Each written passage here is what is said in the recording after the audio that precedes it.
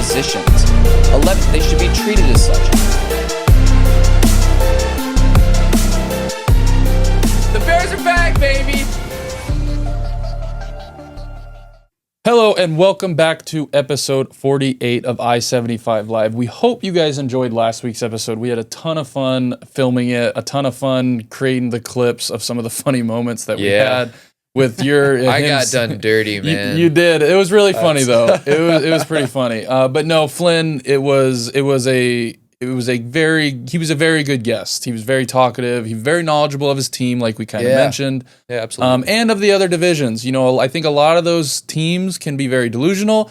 He said some pretty, I would say... some eye-opening things about the Bengals specifically. Well, about the Bengals, I I think about the Ravens that you wouldn't expect so much of a Steelers fan to say. So we do appreciate him. He even predicted that big signing that happened. He did, literally, as soon as it happened, or the clip was about to get posted. That day of talking about TJ Watt, what should they do? What does he want him to do? And literally, as soon as it was about to get posted, the news dropped. I called Dylan on the way home. I was like, the timing on that was insane. We are prophets here at i75 Live. If you haven't, tuned in yet, that is part of what we do. We see the future, and so you will hear later that I will have a certain prediction about a Super Bowl team. I'm sure you do. And the division that we are covering today. He left a terrible towel that he got in Pittsburgh. We did. Right there. We left it. He was such a good guest. He left his mark on the studio. We can leave the terrible towel. There you go.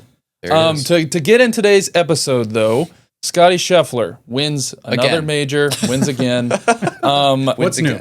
He's really we have a crazy stat. I'm sure everyone saw it if you kind of care, pay attention. Mm-hmm. But he is the modern version of our golf right now, Tiger Woods. 100%. For a lot of things. 100%. The crazy stat that everyone saw, Chris, if you want to read it out real quick. Go for it. So the days between Scottie's first and fourth major is exactly the same number of days between what Tiger did between his first and fourth, 1,197 days.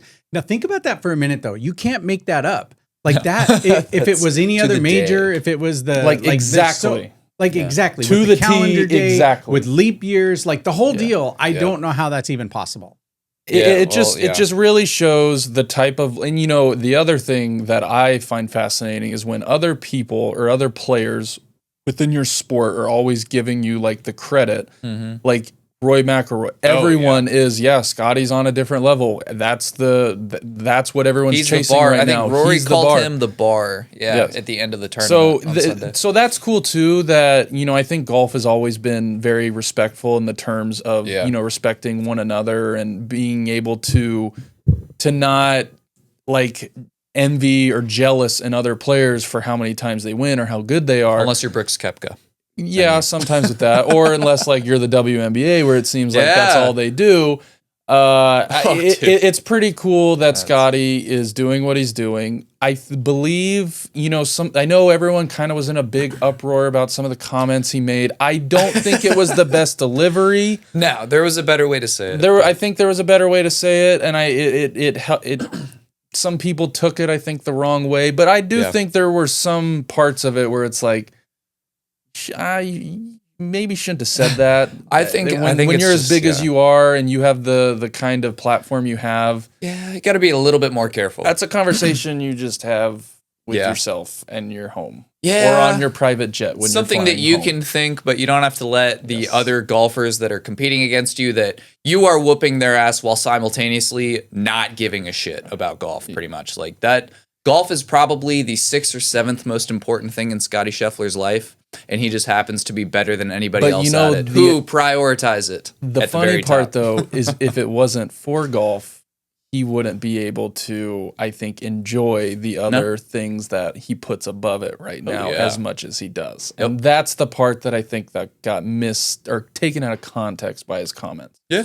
That's fair. You had some information on the MLB. Yeah, because I know Manfred. We've been very open about talking about salary cap and if this is fair and all pretty much this since we started the show. We've been talking about how the MLB needs something because right now it's like 3 or 4 teams every year, and then you have a shoe-in that's maybe there for 1 year and then they go back to being trash. Like the Diamondbacks or the Rangers. But Rob Manfred was on Big Cat and PFT's podcast. Pardon my take. Thank you for you're welcome for the free plug. Maybe give one to us. Yeah, you totally need it from us. Right, yeah. But yeah, they asked him about the possibility of MLB having a salary cap floor, not a cap, ceiling, I guess you could call it, but a floor that would require teams to spend a certain amount. Their roster needs to be 150 million total, because there are some teams in the MLB that aren't even at 100 million. I think the Cleveland Guardians made the ALCS last year, and their roster, I think they spent like 80 million on it total, maybe a little bit more. Well, but that's not going to get you over the hump, though. But that blows the theory up. That did they win? Spent 80 and they got there. Yeah, but did they win? Well, no. Of course not. Have they won? No. Yeah. So you can get there, but you're not going to beat the Dodgers. You're not going to beat a team like put a good product on the field. Well, you can get lucky. Like Cleveland is fantastic with like their prospects, and a lot of their guys they've drafted, and then they've traded away even some pieces. But we see it like the Dodgers, even some of the smaller level teams. Like, what's a good example? I wouldn't say the Braves, honestly, really shell out money to a bunch of different people, but they've been known to make big splashes when they need. They'll still spend the money, but they're not going over the top like the Dodgers are. Yeah. So there's a happy medium. Yeah.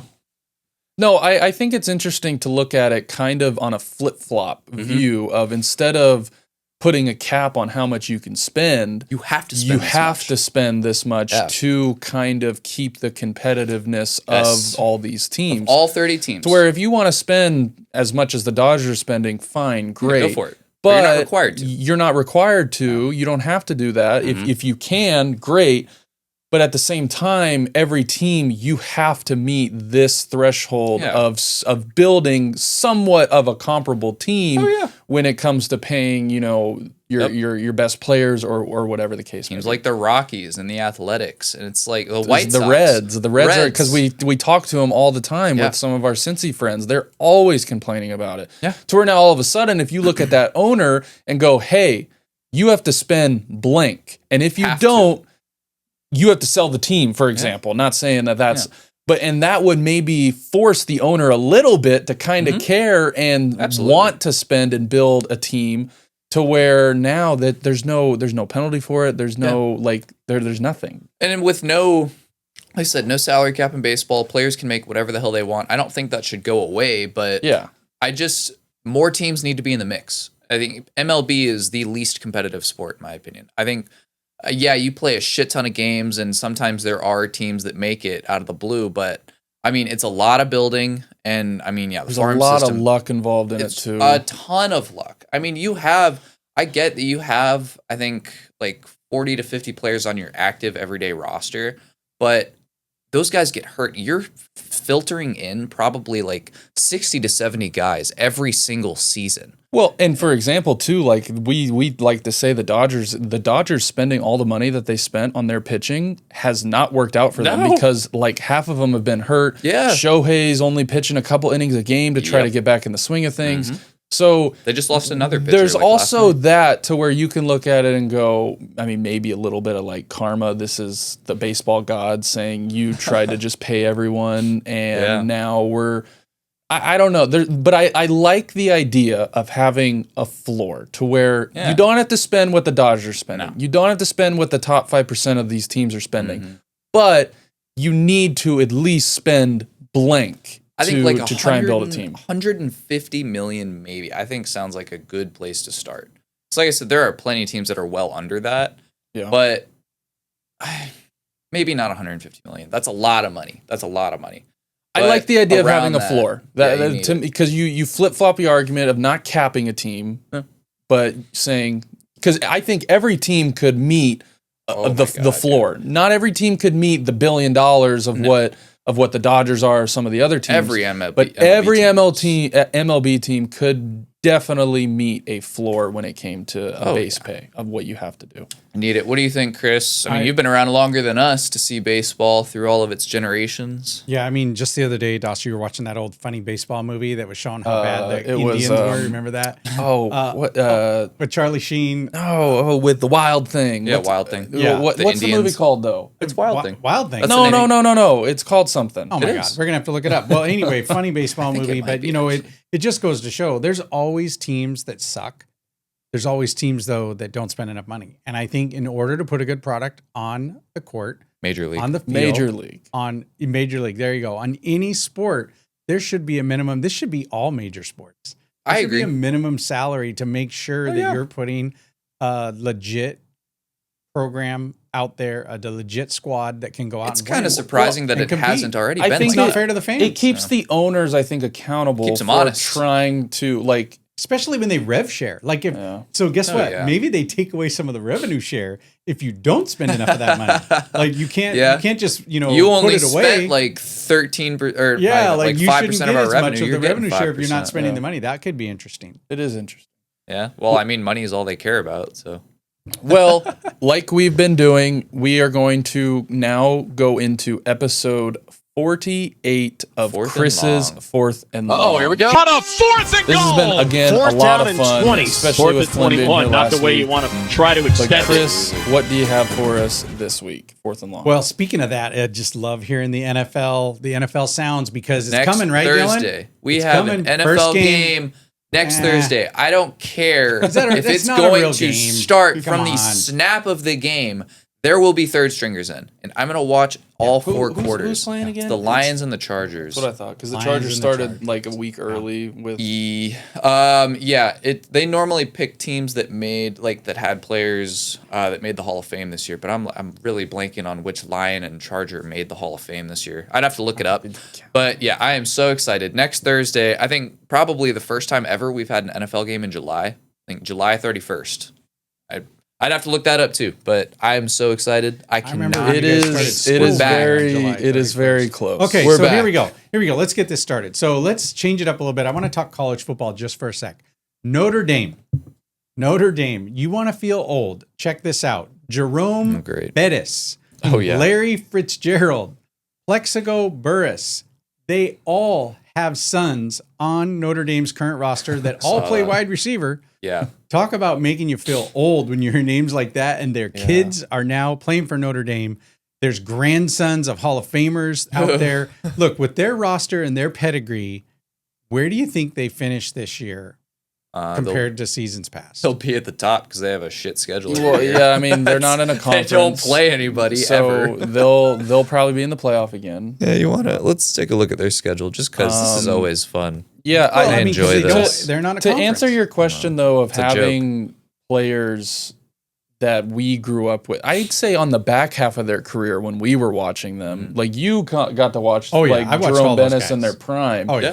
Maybe Larry Fitzgerald a little bit towards our generation. Yeah. But for them to now have kids on a college roster that are probably going to play. I mean, we saw it with Marvin Harrison Jr. Yep. I mean, we've seen it across the league now to where it's like, wow.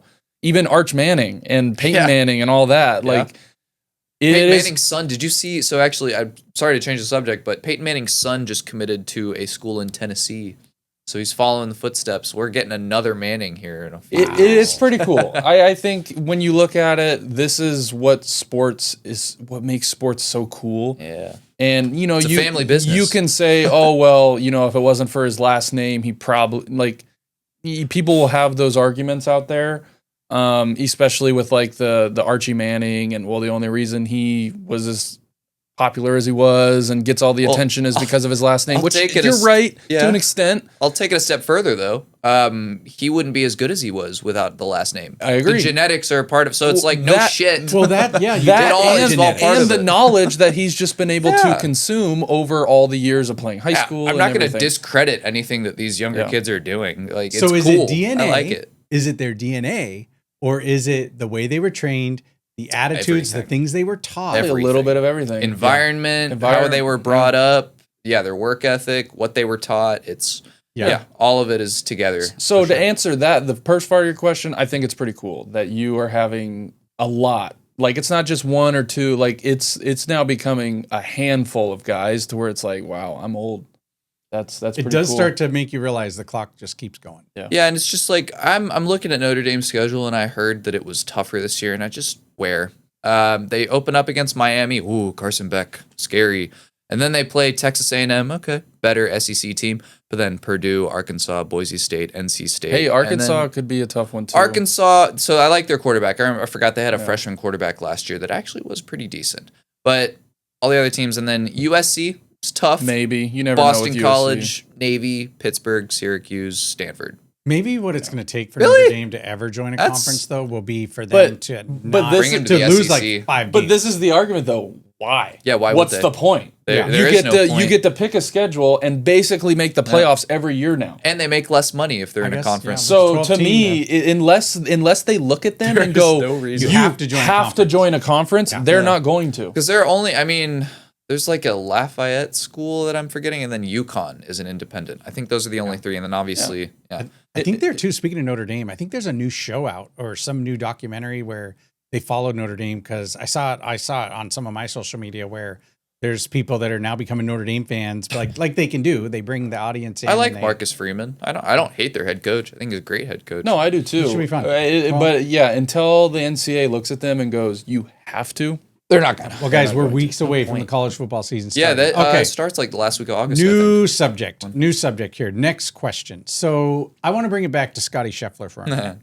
So Scottie Scheffler, Free Scotty. Yes. Okay. Let me just say that what he's doing compared to what Tiger Woods did, you guys are seeing the Tiger Woods of your generation. Pretty cool. This is the way when Tiger stepped into a tournament, you knew he was going to win. Like he won so many times. He made all the shots, and Scottie made it seem easy the other day. I just want to go back though to prior to the tournament starting when he said the things that he said.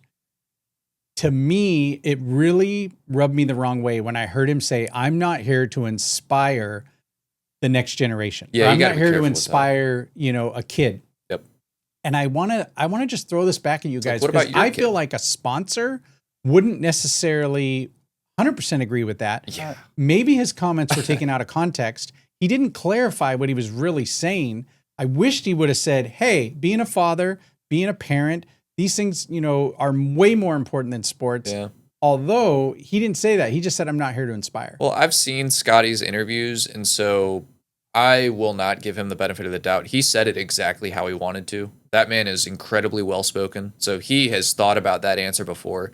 That's exactly how he meant it. So that's a good point. And so it's like, that's just who he is. He does not care to be a role model for other people. If you're a golf company, though, that are paying this guy millions of dollars. So I don't think it has anything to do with sponsors. I really don't think they give a flying. I don't. Well, I don't did you see the Nike they're going to ad sponsor that went the out? best. Well, okay, so hold on anyways. though. The Nike ad, to me, I'm cool with the Nike ad. I like the Nike ad. This is why I like the Nike ad, because the past couple years, Nike has kind of gone down a whole go woke, go broke with some of the ads and some of the stuff they've done. So to me, by Nike now almost highlighting family, you're a father, you're a family. Family I think it's kind of one of those things to where they subtly are like, "We know we messed up. We know we made some mistakes. We're sorry. Here you go." So I don't care about that. I like that. They're going to sponsor the best golfer in the world anyways. Yeah, that too. I don't think. I mean, unless he came out do and whatever did some the fuck diabolical shit, he could take a shit on the 18th hole at the Masters, and I think there would still be someone out there that'd be like, "Hey, Scottie, you want to do this TV spot?" Look at Tiger too. I mean, Tiger was sponsored by Nike for all those years of all the stuff he went through. Plenty of controversy with Tiger. Yeah. So you're telling me that just because he says in an interview that he's not inspired, that they're so. To me, it's not about the sponsors. To me, it's about, I took a little bit growing up. I think everyone in sports is the one thing that can glue, I think, everyone. Yep. When it comes to wanting to be like someone, wanting to grow up like someone, having a role model, wearing a jersey, no matter what sport it is.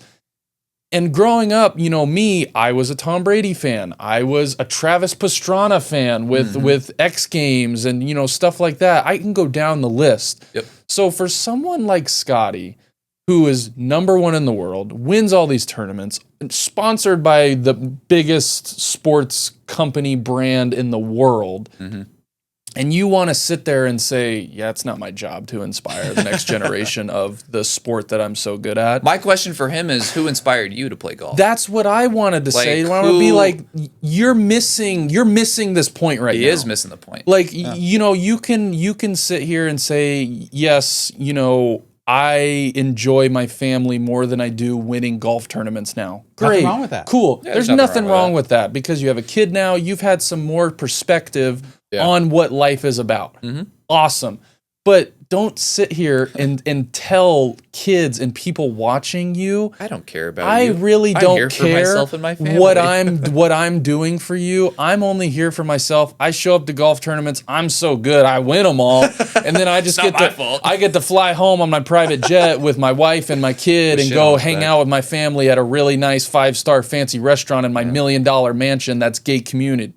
Like, so to me, have a little bit of like awareness of how good your life is because you have worked so hard to be good at this game. Because someone inspired you to play golf. Exactly. Because somebody lit that flame in your brain. It didn't just happen. You didn't just see something on TV. I mean, maybe you did, but I would like to assume that this was a long process to becoming the best golfer in the world. It doesn't just happen overnight. Yes. Like this is you are obsessed, and so it's and I think too that you almost have a responsibility, and maybe you don't like the responsibility, but you have a responsibility when you are being given millions and millions of dollars by companies. Yep, you're out there representing a sport, representing yourself. Yeah, I'm all about being a family man. You know that that's the most important thing. But maybe certain things you just don't say publicly. Yeah. So it can be implied. Like I'm sure we all were aware already that Scottie 100% values his family probably over most things in his world. There's no need to like double down on it. Well, and I'll give you a question. Say Patrick Mahomes came out tomorrow in a press conference after one of their training camp practices and said, "Yeah, I'm just really here for myself. I got 3 kids now. I've got all this money tied into all these the Kansas City Royals and the Kansas City women's soccer team of that I've invested in." But, I would say it's different because football's a team sport. But how would the world and internet react if Mahomes or Josh Allen or someone along those lines came out and said kind of the similar things to what Scottie said? I honestly think the bigger issue would be their teammates. Like, I think the locker room would, regardless of who you are, if Mahomes came out and said that, they may not go public. I'm sure, media just today would make a huge deal out of it. But if any football player were to say that, I mean, that's a conversation that gets had behind closed doors. Like, what the hell was that? Yeah. Well, I've got a better one for you, Dawson. Let me ask you this. So, okay, Tom Brady, going into his last Super Bowl when he, went down to Tampa, right? Took that team first year to the Super Bowl. What if on Super Bowl Sunday morning, he's in the locker room, he looks at all the guys, said, "Hey guys, you know what? I really don't care if we win this game. I mean, we got here. I've been here before. I got all these rings. So hey, whatever happens, happens." Wow. Yeah, I mean, I know it's hypotheticals, and I know I would be. Dylan makes a good point. Dylan makes a good point to where it is a team game, and that would cause more uproar because it's like you need another 50 however many guys to help you win that game. It'd have to be like a tennis player, like Roger Federer. Yeah, so maybe my example of that was a little bad because it is a team game versus an individual, but it's the same kind of principle concept. If Tom Brady walked in, everyone would be like, "Yeah, what the fuck? What the fuck? What do you mean?" So, okay, here's what do you mean, Tom? Okay, mark this down. We'll come back in 10 years and look at this. See, golfers go through a couple of spans where they really win a lot, okay? And usually it only happens a few times. That's why when Nicholas won when he was 45 years old at the Masters, it was like, wow, Tiger unbelievable. Won. Or Tiger in 19 when he came back and did that. And so when you look at what these guys do in their careers, there's only so much time to win. Yeah. I'm going to make a prediction that Scottie won't even come close to the number of times that Tiger won because he's not selfish like Tiger was. Tiger was very selfish. Yeah. That's why he was able to do it. I don't think Scottie will get there simply because of his mindset and because he said it in his own words. Yeah. I don't really care. But he's the type of guy, I bet Scottie, like if he wins a Grand Slam next year, he's already thinking about retirement. Like guarantee it. He wants to be in his son's life before he can talk. The thing though, for me, it's just like, it's just kind of confusing. Like you've almost spoiled yourself because of how many times you have won. Yep. Where you've like it's going to take a stretch for him to not win to go, wow, like I forgot how special this really is to win and but be. Will it ever come? And that's kind of, but even like, Tom Brady, to where he had the 2000, 2002, 2003, 2004, to where he was kind of and then all of a sudden he went 10 years he had without 10 years without one, and it was like that. The one after the 10 years was his favorite one, because he spoiled himself when he was so young. Yeah. To kind of forgot how special and how Seattle rare one, that right? is. Yeah. It was Seattle. Okay, yeah. Yes. So I don't know. I think there's a lot of ways you can take it. I don't think his delivery was the best. No, but it was thought out. He definitely. You make a good point there, to where he is. I mean, he's very well spoken. There's no way that was just off the top of his head because he wanted to talk about it. Hell no. It's interesting. And do I still love Scottie? Yeah. Yes, he's a great person. He resembles a lot of things that I think we are missing in today's world of being a dad and being there for your family. So I love that about him. I always have. The delivery for me just wasn't the best when it came to, I'm not here to inspire. No, 100%. I genuinely think Scottie could be one of those golfers. Like I said, he's just got the third leg of his Grand Slam. He can win it next year. I think he's one of those guys that maybe just rides off into the sunset before we even know it. He's gone as quick as he came. Let me tell you though, the last tournament he should have won. He was so because we were like, we're crazy to think that he was very close. If he would have played in just had one the bad one card, where right? everyone the winner was like -1 or only one under par. Yeah. If he even played half of the game that he normally plays at that course, he wins. And then all of a sudden he wins the Grand Slam. That's how finicky the golf U.S. is. Open. The U.S. Open. Yeah, at Oakmont. Yeah. Okay. So crazy. let's get back to another question. Let's go back to the NFL. So what do you think the J.J. Watt signing means for players? T.J. Watt. Or T.J. Watt. Yeah. Like, you can give him his brother credit, right? His older brother. So what do you think that signing means for players like Micah Parsons? Okay, and the Cowboys. So Jerry Jones has screwed up again. You saw this, right? Yeah. So Jerry Jones had let him play his 5th year on his rookie contract, which means he's unrestricted free agent after this next season. Did you see the comments he made a few days ago? The even funnier part to what you're bringing up is the comments that he made. Was it like yesterday? Honestly, I'll pull this clip up. Let's play it real quick. We can listen to Jerry himself call out 2 of his best players on the team. Just because we signed him doesn't mean we're going to have him. He was hurt 6 games last year. Seriously. We've signed, I remember signing a player for the highest paid at the position in the league, and he got knocked out 2/3 of the year, Dak Prescott. So there's a lot of things you can think about when you, just as the player does, when you're thinking about committing and guaranteeing money. So do you think it's a good idea, after just having paid your quarterback, like $60 million a year, to then pivot to the guy that you're also going to have to make the highest paid non-quarterback, and say that, I think along the lines of, it doesn't matter how much we pay them, because we don't have them all the time. And then he, mentioned Micah Parsons missing 6 games last year. Dak Prescott missing games. Yeah, Dak Prescott missing games right after he paid him. It's like, yeah, Jerry, cool, you got buyer's remorse, but it's like you're not really in a position to do otherwise. It's you drafted Micah Parsons. You have not paid him since, there have been like 3 or 4 monster deals out of Myles Garrett, TJ Watt, and then another pass rusher that I'm blanking on. All older. So do you think he'll use price this tag as is just escape going plan up to get out of Dallas? Because he can play this one more year, and then he's gone. Yeah. Someone's going to pay him a bloody fortune. Well, hopefully it's the Bears. Jerry had all the opportunity to pay him before the Myles Garrett, before the TJ Watt, before even Trey Hendrickson. Yeah. And now Trey Hendrickson is licking his chops because of the TJ Watt deal and all that. Yeah. Imagine Jerry Jones never ceases to amaze me with some of the shit that comes out of his mouth.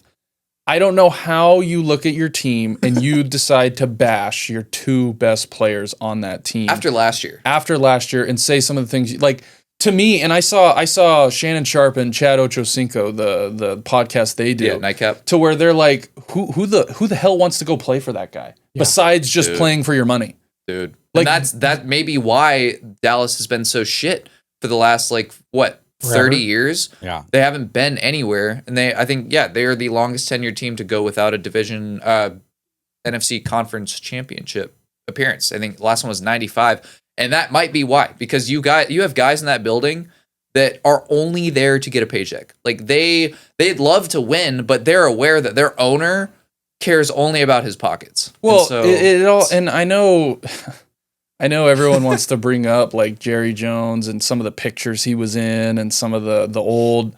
It's just that too. It almost just feels like he's just running, like he doesn't care. If you don't perform, if you don't do what you're told to do, then hey, I'm gonna kick you out of here, and I'm not gonna want you on my. Okay, cool, Jerry. I love so much that he is like almost 90. He's the GM of his football team, and he takes media interviews, and he's the only one that he is sitting right next to Brian Schottenheimer and the new GM, his yes man, and they're just sitting there like lost puppies, and he's answering every question for them. That's what I was gonna say. It's almost like everyone is it's like he's terrified of him. It's so funny. Like they sit up there and you see the reaction of like the other people, and they're just like they're just terrified. Yes. Hopefully we can see, because obviously we can't see the clip that we just spliced in here of Jerry, but I hope you can see Schottenheimer and the GM like side-eyeing him. They look like lost little puppy dogs of I can't say anything or else I'm gonna get in trouble. Yeah. And you know, it's awesome though, because I truly think we will never see the Cowboys win a Super Bowl while Jerry Jones is still alive. No. Well, that's not saying much. The dude's really old. I know. I'm just saying, though, it's just hilarious to me. People like that tend to stick around a lot longer than they should. It's hilarious. It never ceases to make me laugh. And every time I see it, I laugh because it's so much fun to make fun of America's team. America's team, baby. Okay, last thing. They're America's team because everybody enjoys making fun of them. And that is part of being American, is shitting on what you don't like. No kidding. I don't know how they became America's team. So, okay, question about, I want to know whether you're punting on this or whether you're going for it, and how you feel about offensive coaches, OCs, becoming head coaches, and some of these coaches who call their own plays. You know, it's quite a discussion when you start talking about like Mike McDaniel down in Miami, right? He's basically calling plays. What about the OC though? Like, how does that work when the OC isn't really calling the plays? How do you think that works in the inner dynamics of a team? I don't know. Would you want that or not? I just think it's almost like you have advisors. Like you have people who can encourage you and give you suggestions and give you advice to what you should do, but ultimately that person has the final say, like a CEO or the boss. What I would think they do is they go and, so what Ben Johnson did when he was hired, and one, I think it's great to hire an offensive coordinator as a head coach when he has had a head coach, above him that is either a defensive guy or just a proven leader, because, inherently he's going to take some of those traits with him. But on top of that, what I noticed Ben Johnson do is he went to a different offensive system and poached one of their guys. He took, it was the quarterbacks or passing game coordinator for the Broncos, who was with Sean Payton in New Orleans and then followed him to Denver. He's 28, Declan Johnson, something like that, but from a different offensive system. And so I genuinely think that he brings those guys in to grow his playbook and get more ideas. He doesn't want to stay stagnant. He wants to, continue to evolve the playbook. I would hope that's the mindset for most people. But ultimately, he gets to say what works and what doesn't. What is going on that field. In the heat of the battle, it opens up his options. But Deary, like you guys know, even watching this last quarterback show, how many seconds they have to make these split-second decisions. Oh, yeah. And so you've got the coach that's dealing with everything as the head coach. Yep. The OC really isn't the OC, but kind of is, like more of an advisor, like you said. And so some of those, like some guys like Andy Reid are really good at it. Yeah. Guys like Mike McDaniel, people are like, whoa, a lot going on here. It hasn't worked out. Or look at the Falcons and where Kirk Cousins is like, we have 40 some odd different motions. Come on, guys. Yeah, I just think, like you said, not everyone can do it. And the people the coaches who have been able to do it, like Ben Johnson, it's going to be that's a storyline that I'm going to be watching all year to see how he does handle everything else that comes with being a head coach, rather than just calling plays and worrying about one side of the ball, really. Yeah. And it shows why Andy Reid has been so good at it. I mean, you can go down the list of some of the guys who have been, very successful at it. Yeah. I would just say they almost act as advisors. They act as people who are there to give ideas, give new ideas, see something you might not be able to see. Yeah. But ultimately, Ben Johnson, Andy Reid, those Mike McDaniels, like you mentioned, they're calling the shots at the I would Shanahan, imagine that the offensive coordinator, I've heard Ben Johnson mention this as well, they're a much bigger presence during practice and during the week preparing for the game. Like, they are helping him every step of the way with the offense because Ben Johnson has to have an entire game plan ready. He has to also communicate with Dennis Allen, our defensive coordinator. But yeah, the offensive coordinator handles, I would assume, the day-to-day stuff of practice when Ben Johnson cannot, and he's also, bringing new ideas to the table. So in terms of a career then, what does that do for the offensive coordinator of, say, the Chiefs right now? Is he going to get hired away to go to another team? No. Or because is he really, like, our team's looking at that going, well, he's not really the offensive. If you picked a different team, Matt Nagy already had his shot. And it happened. He got hired as a head coach because he was the understudy to Andy Reid. That's why, Mike McDaniel, Shanahan. So it happens all the time. But it doesn't always work out. I think you can look at it a lot of different ways. You can look at a team go, hey, they were in the Chiefs organization. If we're talking about Matt Nagy, Eric Bieniemy, they did a lot of winning. They did a lot of this. He's around Mahomes. He's around Andy Reid. All that stuff's gonna rub off. He must kind of be. Yeah. So you can look at it, or you can look at it and go, It's really just Andy Reid and Mahomes, though. Like you might be there giving suggestions, but at the end of the day, it's those two. It's those two. It's not you. So you can look at it at two different ways. But yeah, I would say if it was me and if it was my team, like my team, Mike Vrabel's not calling the offense. Nope. We have a real offense. The person, Josh McDaniels, and even I think that Vrabel has probably given the green light on McDaniels to, I'm sure Vrabel may give some, hey, we're going to go on 4th down no matter what this game or this drive, or on 3rd and long, don't run the ball. Like let's try to get it, or maybe get a pass interference to try to get a first, like little stuff like that I'm sure he's doing. But ultimately, I think that's the trust that you just have to give is I trust you, call your game. We've talked about it all week. Yeah. Do what you think is best. Yeah. Go. 4th and long. Nice job. Another good one. Well done, sir. Well done. Now, though, we have saved the best two for last in our division talk. This would be the last. NFC North Division breakdown. Dylan's Bears division. We will save the Bears for the last team. So we can really dive into it because I've got some questions for you. I'm sure you have a mouthful of what you want to share of your expectations. First team, though, on the list, the Minnesota Vikings, sitting at a whopping 9.5 win total. I think their win total's, pretty good. The Vikings are a very interesting team because we got to see a little bit of J.J. McCarthy last year in the preseason.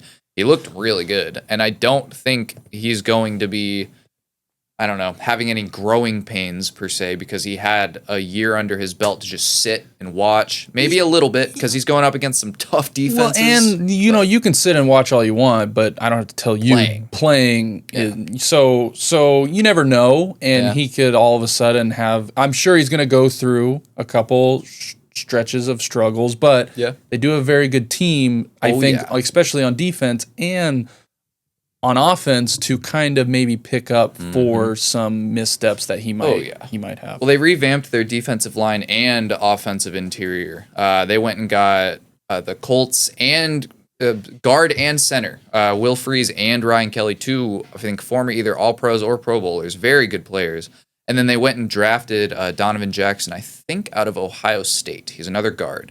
So completely new, and they had two great tackles already. So JJ is going to be protected. That's, no doubt about that. And they're going to get after the passer. So, it has the makings of a pretty damn good team already. Well, and we saw it last year, too, with the quarterback they had, to where all Sam Darnold really had to do was just get the ball to your playmakers. Don't make a ton of mistakes. Your defense is really good. You're going to win games. That's why they took JJ, in my opinion. But I can't wait to see JJ McCarthy with the reins because I have a good friend who is a Michigan fan, and he literally just said yesterday, he says, we're really looking forward to this season.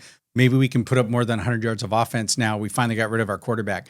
So that's going to be interesting to see. So Michigan fans were glad he's gone, and now he's in even the after, NFL, because and he let's was see what he gone does. last year, but they won the Natty with him. Yeah, I know they did, but they did. but it really, I don't put it on him.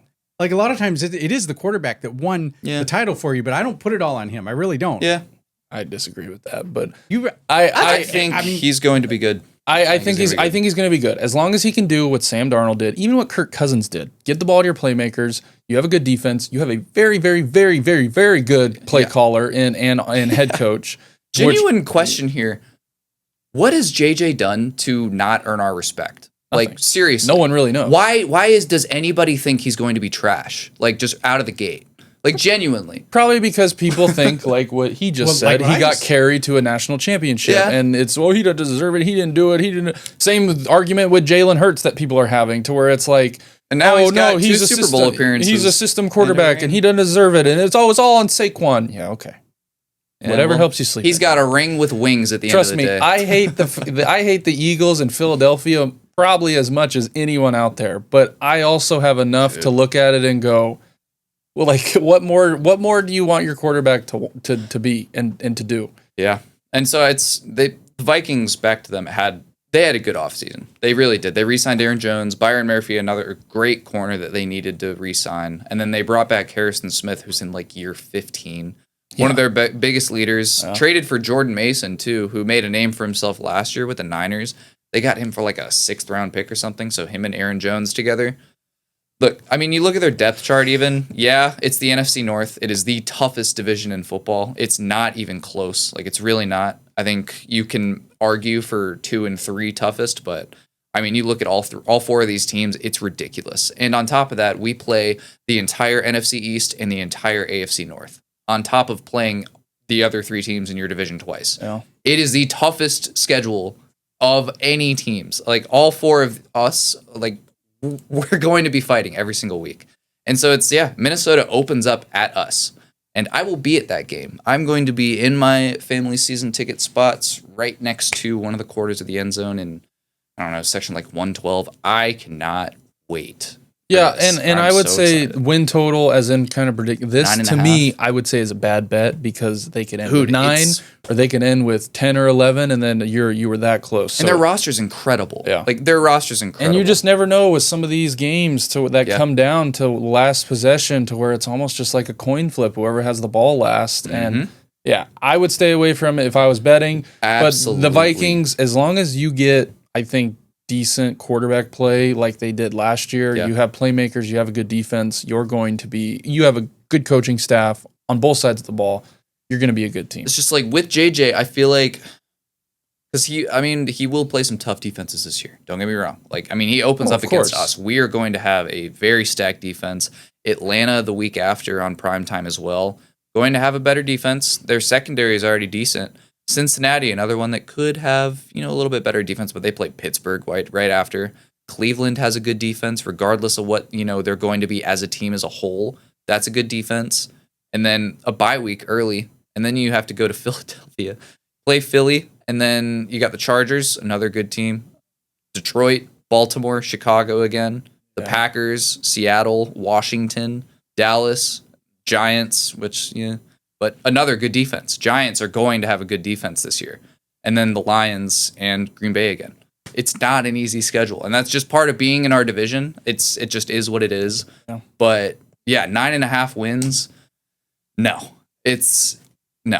Lower than that, probably. I think like 7 or 8 wins. And it sucks because they have a great team. Yeah. But you got a rookie quarterback. It's going to come down to the quarterback, like I've been with all these teams. Next team, though, Packers. Sitting there at the same 9.5 wins. Yeah. I'm not totally sold on Jordan Love. Oh, no. I think he's a good quarterback.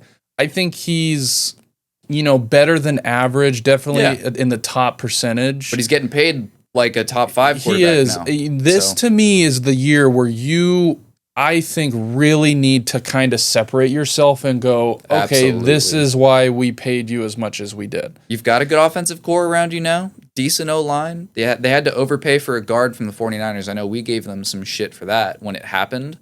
But the defense is going to be the biggest question, I think, because they let them down a lot last year. And it's going to be notably the secondary after they just lost Jair Alexander. I know they still have Xavier McKinney and Evan Williams, two really good safeties. But outside of Nate Hobbs, who you just signed in free agency, you don't have much corner help at all. There are a lot of unproven guys. And in a division with, I mean, look at the receiving cores that you have to go up against on top of the other teams that we're going to play. I mean, like you said, it's going to fall a lot on Jordan Love. A lot. Maybe more than it should, because I think they're going to be letting up a lot of points. But the Packers are a really big wild card, and I'm not just saying this as a Bears fan. It's just they could finish fourth in the division just because of, I mean, the lack of help they have on defense. Yeah, and like I said, I think their receiving room is great.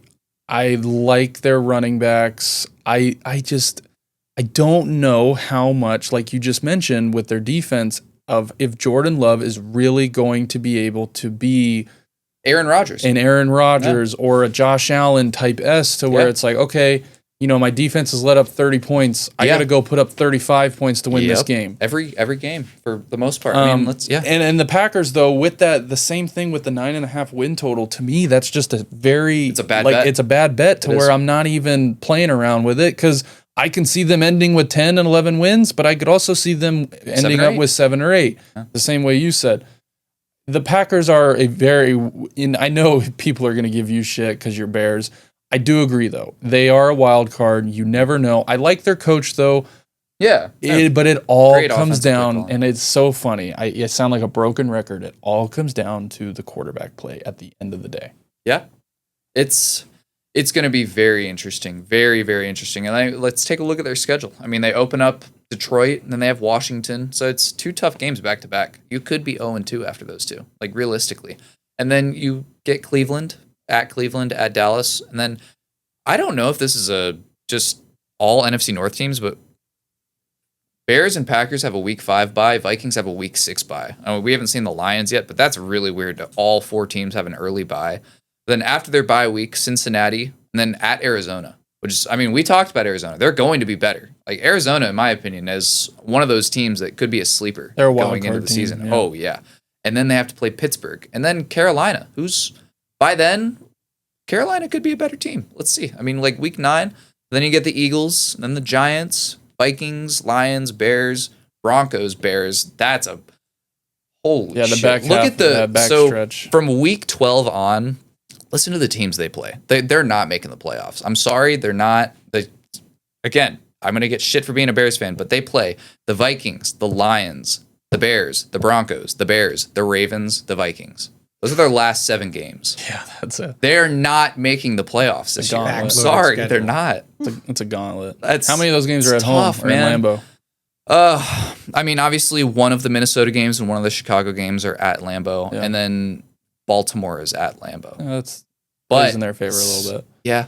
So those last 2 games, the last 3 games, I don't think I've ever seen this either. They're all TBD. Yeah. The NFL doesn't even know what the Packers are going to be. I think that's a pretty good indicator when their last 3 weeks don't have a time for them. They're like, they could very well just be trash and we're putting them at 1:00 slots, or they're fighting for a playoff spot and we want them in prime time because Jordan Love's playing like an MVP. Yeah.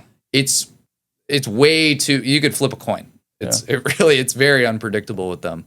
And, I do think at the end of the day, the Packers are a fun team to watch. I like their offense. I like their offense. And they come with a lot of tradition, especially when we were there for the draft. It was pretty cool. They finally took a receiver in the first round. Yeah, the kid from Texas. Yeah, Matthew Golden. They went crazy for that one. The Packers, though, again, broken record. It's going to come down to the quarterback. With the defense that you guys have and some of the pieces you lost, you're going to need your very, very expensive quarterback to play the way that you paid him to play. And their front 7 really isn't that bad, but it's like against teams that are, one, very balanced, but can pass the ball more, you're going to have issues. You're going to have issues if you can't get to the quarterback. And Yeah, their offense looks good. Like I like Jaden Reed. You like Jaden Reed as well. Good player. If he didn't get hurt the past couple, he would have been. I mean, he was really good in fantasy, and he was one of my top guys I was targeting later rounds last year. I like Tucker Kraft. I really like Tucker Kraft. Their tight end, again, good O-line. Romeo Dobbs is a good receiver, and they took the TCU receiver in like the 3rd round, Savion Williams as well.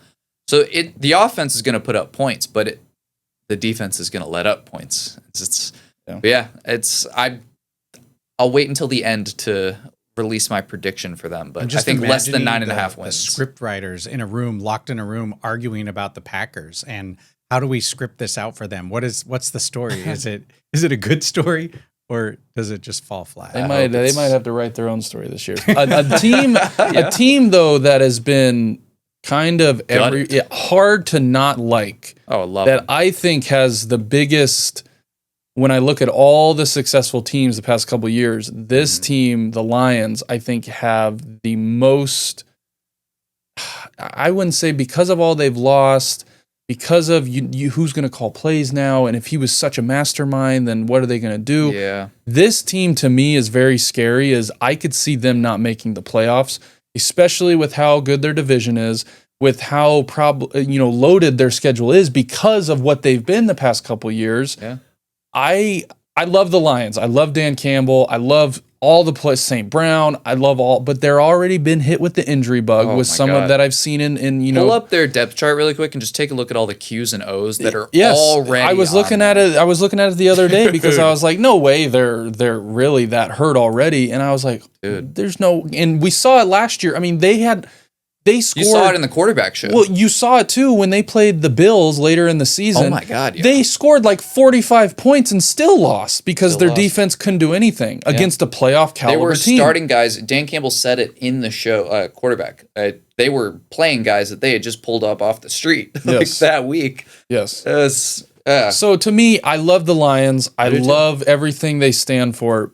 I see them being the one team that they don't make the playoffs this year with how successful they have been the past couple of years because of the injuries, because of all the changes. Yeah. And now I could be way wrong, and I could say, you didn't have as much faith as you should have had in Jared Goff and Gibbs and Montgomery, all the talent they have. Yeah. But it comes down to, I think, the defense, as in if you truly want to take the next step of not just be some offensive-minded guru team, you've got to be able to stop teams and hold playoff caliber teams. And I bring up the Bills again. I mean, you can't lose a game scoring 45 points.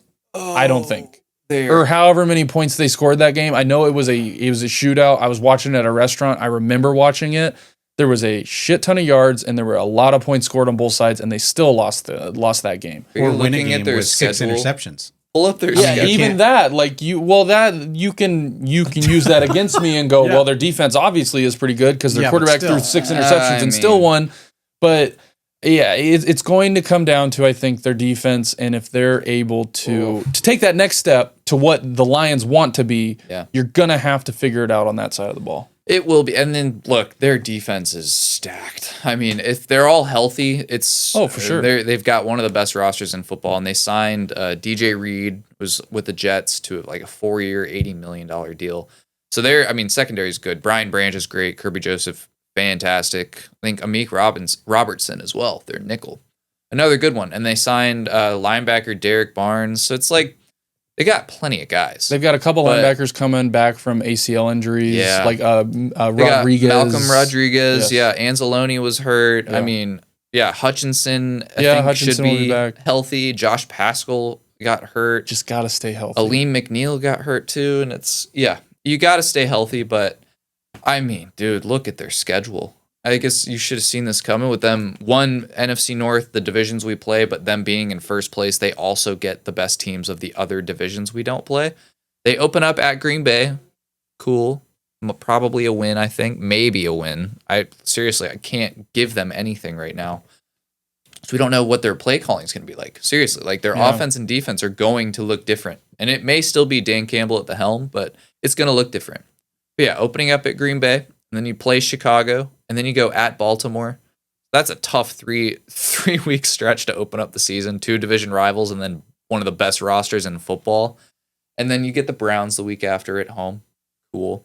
at Cincinnati, at Kansas City, and then you get Tampa Bay at home, and then a bye week. And then after the bye week, you get Minnesota at home, at Washington, at Philadelphia, and then the Giants, then Green Bay, then Dallas, then the Rams, then the Steelers, then the Vikings, then the Bears to finish it off. Seriously, 10.5 wins not only is too low or too high, but just every team in this division, seriously, they're the best, but I mean, Jesus Christ, this schedule, I think across all four, it's bad. It's really bad. This is going to be the year that we really find out how good of a coach Dan Campbell is. 100%. Without having Ben Johnson, without having his defensive coordinator. Yeah. We're going to see if it was really, he's a great coach, or he just had a lot of good pieces around him, like kind of our argument with what you were saying about coordinators and that's the big question mark for me is Ben Johnson. That will be, look, they've proven that they can overcome injuries, they can overcome adversity. Ben Johnson. That's a big deal. So that will be interesting. Ben Johnson on both sides to see how it affects the Lions, but to also see how it affects our next team we're going to talk about. Our last team, obviously, to say the least, the Bears and Dylan's Bears. Before I let him go on his tangent of what he expects and how they're going to win the Super Bowl and whatever the hell else he wants to say, I want to ask you a couple questions. One. Yes. What do you truly think the impact that Ben Johnson is going to have on the offense as a whole? Because on paper, this is a very, very similar team to what it was last year. So saying, it's not like they got a new quarterback and they got a new this. I know the O-line's better. New O-line. The O-line's better, but when it comes to skill position guys, compared to what he had in Detroit, what do you expect the team to be and to look like? Like a Lions 2.0, or is it going to be its own thing? No, it's going to be its own thing. And he said that he wants it to be his own thing. His goal was not to replicate what Detroit was in Chicago. But I do think this is going to be a team that fights for every single down on every single rep. I think this is not going to be a team that quits like last year. This is going to be a team that's, one, held accountable, but two, is very, very prepared for every single scenario. I have no doubt in my mind that Dan Campbell rubbed off on Ben Johnson in all the best ways possible because of who Ben Johnson is and who I've heard him talk, how he talks in press conferences. He's very confident in his ability, and I think that is what you need to lead a locker room. So more specifically, how is he going to help his quarterback Caleb Williams? This is what Caleb needed. This is what Caleb wanted. He was very outspoken about wanting Ben right after the season, and we were looking and hiring all these guys, and then the prank call happened where Caleb thought Ben had gotten hired. So yeah, I think this is exactly what Caleb needed, because last year I think was necessary, because probably Caleb, I think, needed the experience. Not that it was good experience, but it's something that he will never want to go through again, and I think is enough for him to put his head down and make sure it doesn't happen. Same with the rest of the team, honestly. Because outside of a few guys we brought in, it's largely the same roster. We brought in some other key pieces, but the draft, the further away we get from the draft, the more I like the Colson Loveland pick. I think he is going to be a focal point of the offense. Same with Luther Burden. I think Luther Burden plays very similar to Amon-Ra St. Brown. He's going to be a lot in the slot. But I just think it's going to be a team that attacks the ball on both sides. I think they're going to chase the big plays and on both sides. Dennis Allen, the defensive coordinator, is known for rushing the passer. And so I'm hoping for fireworks. Obviously, I don't know, but we'll see. Well, I think too, it's easy. Of course, I think Ben Johnson's going to come out and say, well, it's not going to be the Lions. It's going to be its own thing. Mm-hmm. I think it's hard to not kind of build it around and go, hey, this is what I was good at. I have running backs very similar to kind of what I had in Detroit. Yeah. I've got a lot of receivers that are very similar to what I had. I picked a tight end that's very similar to Laporta to how I can use him and I think you 100% have a more raw, talented, gifted quarterback now better over Jared Goff. Yeah, outside structure plays. So I do think it's going to show glimpses and still have that flair of what made the the Lions so much fun to watch. Yeah. So to just say, no, it's going to be completely, I think he's just saying that. He had to say that. He had to say that because we're going to play Chicago football. Yeah, exactly. He had That to wouldn't say have gone that. over well at all. But this is what excites me because the talent, when I look on all sides of the skill positions, from what the Lions had the past couple of years to what the Bears have and now have this year, it is very, very, very close to, I would say, the caliber talent that you have, which as a fan makes me excited to go, hey, if he was able to do it with that group of guys, now give him a fresh new group of guys with, I think, a better quarterback talent-wise, raw talent. I don't know what to expect. Well, it's a team that's hungry too. Like a lot of these guys have been on the roster through all of this turmoil with, Eberflus and just everything that's gone wrong in Chicago, especially Jalen Johnson, our number one corner. But I think the biggest thing that they did this offseason was, one, bring in good coaches. I think I love across the board the guys that Ben Johnson has brought in, and he's said this in press conferences that he made it a point to bring in guys that are big, like alpha personalities, like Dennis Allen, and he brought in, I don't remember his name, but he was a passing game coordinator for the Cowboys, who's now in charge of our DBs. And it's little things like that. Our position coaches, like he brought in Antoine Randall from Detroit, who was the wide receivers coach.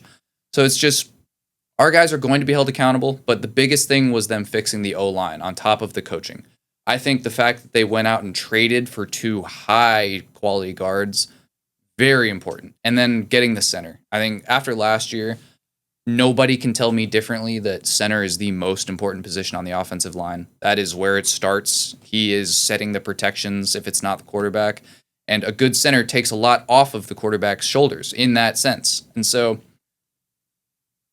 I would like to say that we're going to win like 12 games. It'd be cool because realistically, I think out of the teams in our division, we have the best chance just because we're playing a 4th place schedule. We get the worst teams of the other divisions, and we always play the other teams in our division competitively. I mean, we were a few plays away from sweeping the Lions last year. We were a blocked field goal away from sweeping the Packers last year. And the Vikings, too. I mean, the Vikings, we had one bad game against them, but again... You were a Hail Mary away from beating them. So do you give yourself 3-3 against the division? You were... Well, hold on. You were also a couple timeouts called in the right spots to have a chance to win that game. Yeah. Not saying that they would have, but have a better chance time situationally. Yeah. You have the blocked... Yeah, what was the blocked field goal against... Yes, the Packers. Against the Packers. We swept them. You had the Hail Mary... Yeah. So all of a sudden you have a little bit change to focus more on that stuff. It's not insane to say. It's not. But at the same time, though, if you are going to have the same argument with the rest of the division teams of how competitive this division is, you have to stay true to that, which I think you are. But you also bring up a good point. Because they came in last place, they are playing technically the worst teams in the other divisions that they are playing. We spent $130 million in cap space this year, which... I mean, don't get me wrong. There are bad ways to spend cap. The highest spender has been notorious for not being very good the year after, but I like where they put their money. They didn't make it flashy like they did last season where it's like, ooh, look, Caleb has all these pieces around him, but he has 2 seconds to get the ball out of his hands. So I think they're finally learning that you have to build inside out, like AJ has said plenty of times on this show. Yeah. So, yes, with the 4th place schedule, and honestly, I mean, the roster's great. I mean, it's really good. We had a good defense last year. You did. Guys just quit. I mean, the team quit. I said it in the Bears video. I think let's face it. I think your team quit after the Hail Mary blundle. 100%. Or and you can even say, was the Hail Mary after the Thanksgiving game? No, the Hail Mary happened in like week 8. Okay. And then after that, you had the Packers, and then the Packers, and then the Patriots happened, and then the Cardinals game happened. Where both teams were DJ Moore walked off the sideline. And then the Thanksgiving game happens. Yeah. After all of that, then that happens. So it's like it's not going to look the same. That year last year, I don't think I've ever seen a team collectively quit like that. It was that a culture. was It was so a culture bad. Collapse of that team. Oh, it was so bad. And that's what I'm most excited for. I know I've said I'm excited about a lot of different things, but what Ben Johnson brings to the table is what I have waited for. And like, I want Dan Campbell, and I hope that Ben Johnson brings a little bit of Dan Campbell into the building with the 3 years in a row of the top offense in the league. Yeah. Give it to me. Give it to me on a gold platter, please. I'm ready for it. A part of me wants to see it, and a part of me doesn't, because then I know I have to listen to you fucking bark about it every single The life week. cycle of a Bears fan, though, it starts today, and I want to know where it goes. All jokes aside, I know the Bears are easy to make fun of, and we make fun of you, barbecue especially, chicken. and just as a whole. I do really, truly think, though, that they are going to be night and day difference this year. I hope so. My last question to you, though, do you think Caleb Williams finally breaks the 4,000-yard passing mark for any Bears quarterback? I think so. I don't think it's like astronomical. I think it's like 4,100 yards, but I think he gets over the mark. I'd love to know what his season prop is for. So Caleb's goal yards. this year, it's very lofty, and Ben Johnson, said this. He was like, "It's a lofty goal, but we'll chase after it." Caleb wants, one, to be the first 4,000-yard passer in Bears history, but he also wants a 70% completion percentage, which is, it's been done. It was by a few people last year. It's possible.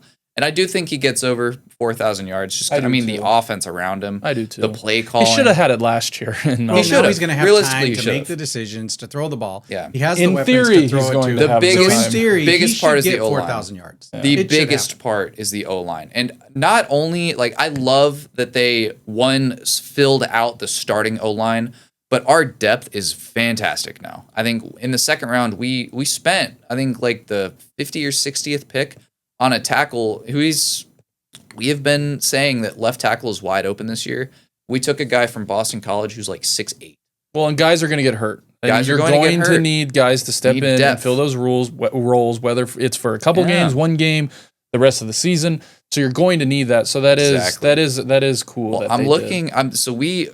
we've got a guy to replace every single starter on the O-line and then some. We've got a couple guys that I'm familiar with on the third line that can be like a rookie, and then Theo Benedette, Mr. American Speedo from last year's Hard Knocks, if you remember, is also still on the team.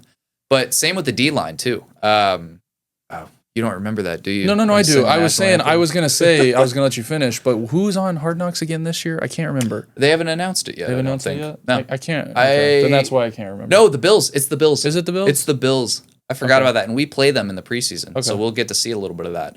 But on top of that, also the D-line. I think there's just good depth all around. And so more so than the Bears playing a fourth place schedule, the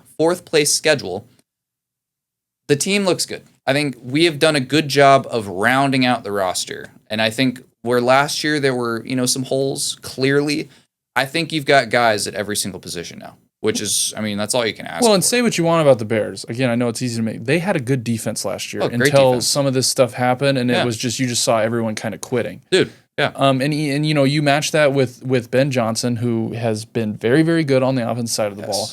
The Bears could very easily all of a sudden win this division, and everyone's like, oh, man, we can't make fun of the Bears anymore. And maybe it's, partially because, we play, like I said, the toughest schedule in the league. It's not, bar none. All four of us are going through a gauntlet all season long.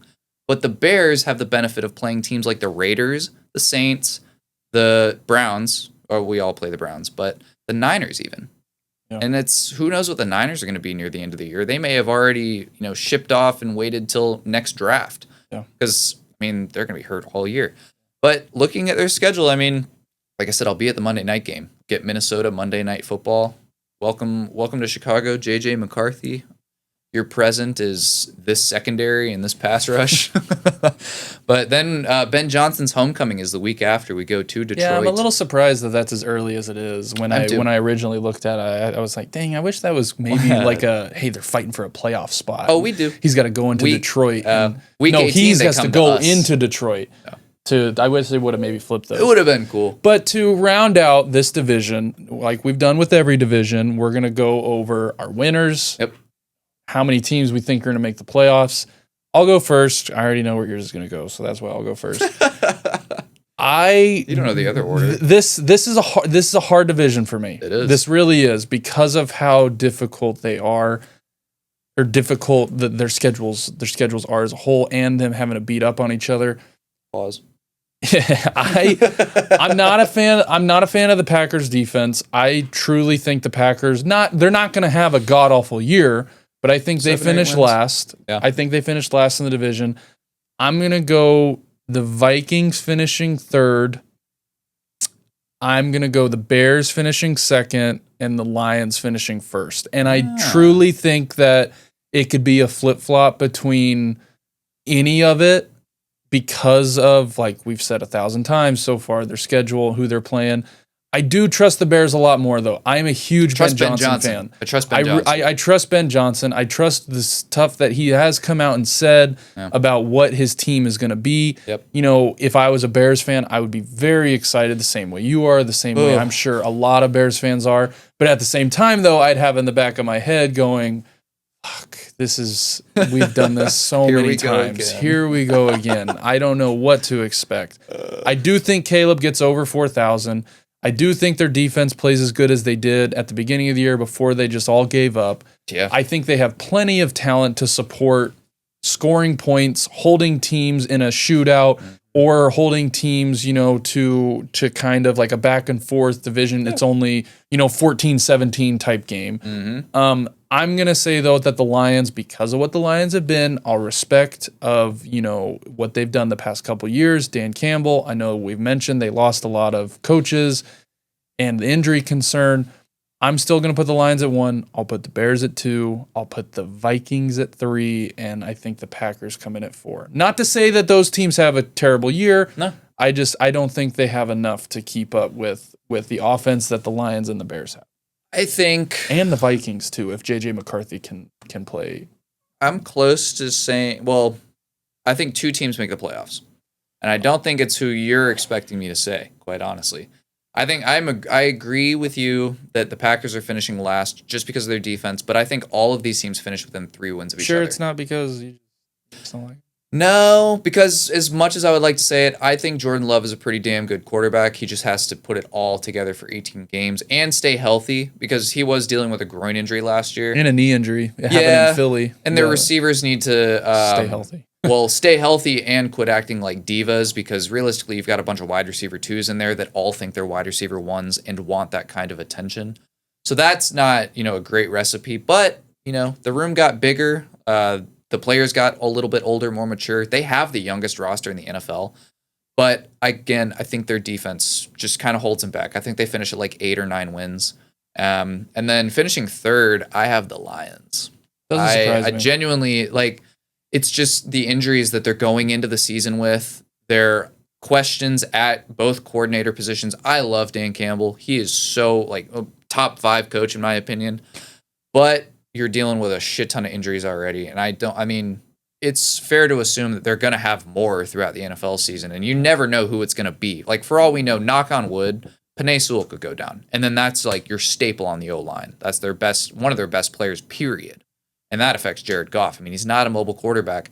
It can crumble just as quickly as it was built up. Well, we kind of saw it crumble a little bit towards the back half of the last year when they had all those injuries. Yes. And so, second, I have the Vikings. I genuinely think JJ does enough, and I don't think they lose many games because of him.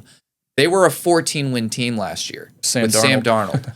I think JJ McCarthy's more than capable of giving you Sam Darnold production. Maybe not immediately, but he's a good game manager. I will put him in the same conversation as Brock Purdy whenever he gets some reps underneath him. And, obviously he has to look the part. But that's the kind of vibe I get from him. And obviously, Brian Flores is just an incredible defensive coordinator. Kevin O'Connell, one of the best. He's reigning coach of the year. So, enough said about them. Great roster as well.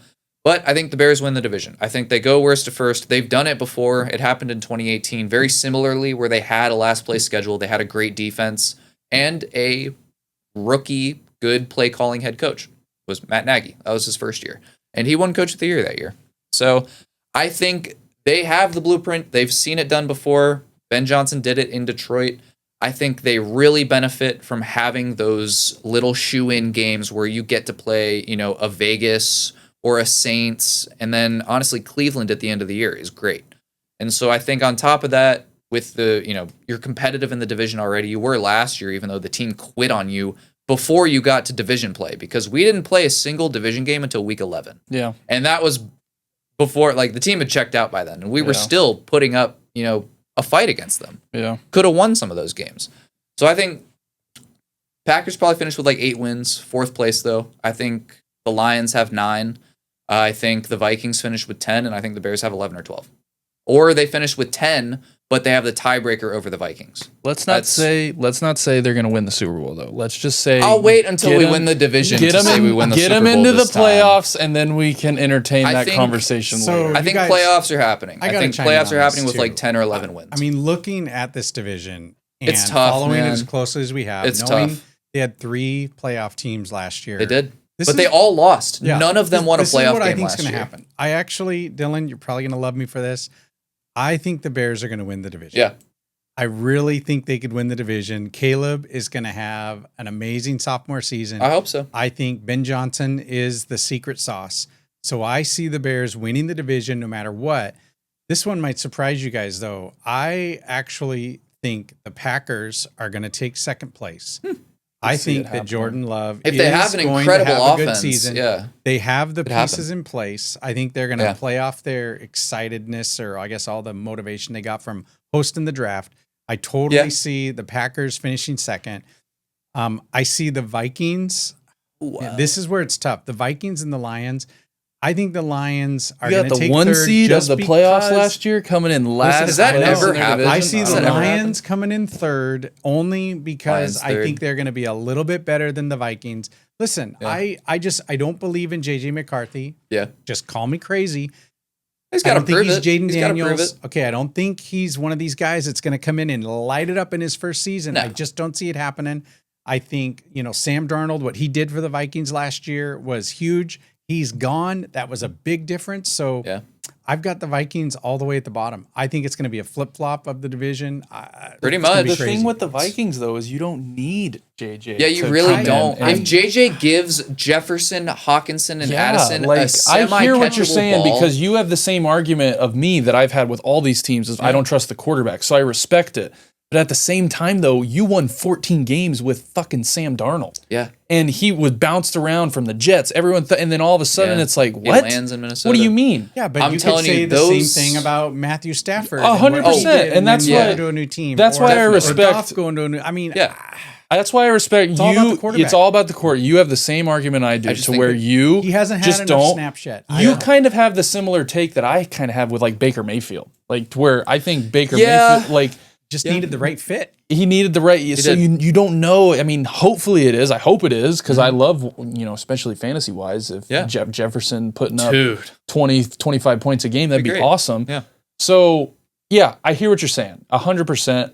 I would just in the back of your head go, okay, he was able to do this with Sam Darnold. They were 1 game away from a 15-win season with Sam Darnold. Yeah, But you also, and like you just said, I'll use your words. Sam Darnold been in the league a long time. It's true. Okay, That's he's true. had a lot True. more very snaps, a lot True. more plays. That's why McCarthy I'm not- doesn't have that yet. 100%. And let's be real. Yeah, Okay, it's true. yes. Okay, the reason he wasn't asked to do in college, what maybe he could have done, we don't know. He never had to do it. Now he's going to have to go to the NFL. He's going to have to do it. NFL teams don't usually win by handing off the ball 80% of the time. I can tell you. I don't know if it was right that now, high, but yes, they ran the ball a lot. Oh, they did. I can tell you right now that it's not going to work against Chicago. I think regardless of how complete a team is Chicago week 1, that defense is It's not going gonna to work like against the you're going to Lions. have to work It's for not gonna work everything. against In any team, at have to work some for point, everything. your quarterback is going to have to be superstar quarterback. Yes. I don't care Gotta who make a you play. are. You're going to have to make a play. You're going to have to do something where it's like, well,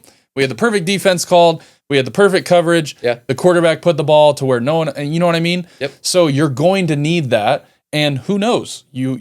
It could happen, and he could be very bad at it. Yeah. Or all of a sudden we're looking at this going, wow. How many guys though? Think about They're it. at- How many they're at guys 12 come wins in? So again. I saw a story come out actually. Take this with a grain of salt because I'm sure it wasn't that close. But Ryan Poles came out and said the second quarterback that they were looking at taking that wasn't Caleb was JJ, first overall.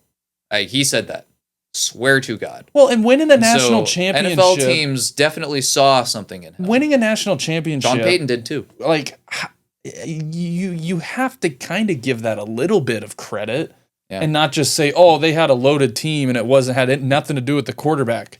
They did. I mean, they were ready to win. Like, there were a ton of seniors on that team. At the same time, though, you don't have a good quarterback. Yeah. I don't care how good your running back is. I don't care how good your defense is. You remember that throw he made against Ohio State where he's getting fucking drilled and delivers a perfect spiral over a set of hands right to his quarterback? I see that, and it's just like, you do that 1 or 2 times a game. That's good. Like, Jefferson's catching that. Yeah. Like, Jefferson's catching that every time. You don't even need to throw a perfect pass to Jefferson. No. It just needs to be. He needs to get one finger on the ball. It's another really fun storyline that I think it will be fun to watch. Going to be fun. Oh, the NFC North. I want to see if they can execute, and that will be the answer. Can they execute? It's going to be. I can't wait. I think I just need football. Hard Knocks. When does the first episode of Hard Knocks come out? Let's look this up while we're on air. Weeks. I'd probably say a couple weeks after the first preseason game. Maybe. Let's find out. Okay, so Hard Knocks, August 5th. That is 2 weeks away. We get our first episode right after the Hall of Fame. And it is Buffalo Bills? It is the Bills. It is the Bills. This could be really cool. Sweet. Okay, well, that will wrap up our NFC North Division breakdown. Let us know your thoughts. I'm surprised Dylan didn't say they were going to win the Super Bowl. I convinced them to wait till maybe they win the division or make the playoffs and we can get there. But don't forget, leave a like, subscribe. We have one more division left, which is my division, the Dolphins and the Patriots. So that will be fun to finally talk a little bit about my team. And the Hard Knocks team. We didn't do that on purpose, but the Hard Knocks team is also. And that is true. We kind of timed that pretty well. That is good. So, we'll wrap up our little series that we've been doing next week with our division, and then that leads us right into NFL season, baby. And we'll get into fantasy stuff. Perfect. I know that's everyone's re-texting their fantasy group chats. I got all my emails this weekend about like, hey, it's time to reactivate your league. And I got so getting all your friends back together. This is a very, very fun time of the year. So with all that said, again, don't forget, like, subscribe, and we will see you guys next time. It's been real, guys.